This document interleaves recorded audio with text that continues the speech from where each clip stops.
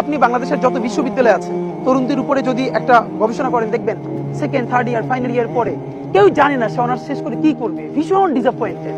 এর কারণ বাংলাদেশে একটাই শুধু জিনিস তৈরি করে রাখা হয়েছে, বিসিএস নিবে প্রতি বছর 2000 থেকে 2200 জন, আবেদন করে প্রায় 5 লাখ, 4 বছর 5 বছর নষ্ট হয়ে যায়। এখন বিসিএস এর প্রতি এই মোহটা কেন? বিসিএস এ নবম ক্যাডারে যুক্ত হলে তার প্রথম বেতন 26 থেকে 27,000, সর্বোচ্চ সে 40 থেকে 45,000 টাকা পাবে যদি সে ঘুষ না খায়, হারাম কামাই না করে। অ্যাডমিন ক্যাডার হোক, পুলিশ ক্যাডার হোক, আমি তাকে 50,000 নিলাম, মিটিং টিটিং করে 60,000 নিলাম।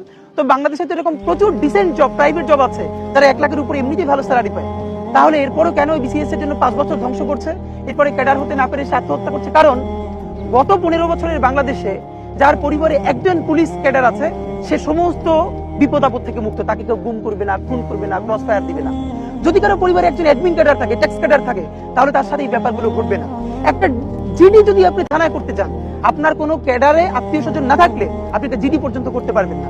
সো এবার আমার 6 ভাই বোনের মধ্যে সবচেয়ে ছোট ছিল শরীফ উসমান হাদি।